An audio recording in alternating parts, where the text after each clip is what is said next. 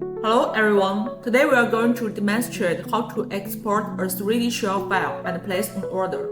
Once your 3D shell design is finished, there are two ways to proceed. The first way is exporting the file. Click Export. Choose Export 3D shell file, then select the file type you need.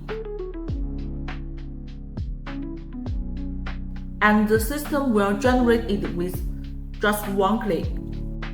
The second way is placing an order directly. Click Order. Select 3D shell order and then click OK. The system will automatically jump to the GLC 3D print platform. Here, you can select the appropriate printing parameters, and once everything looks good, simply click Submit order to complete the process.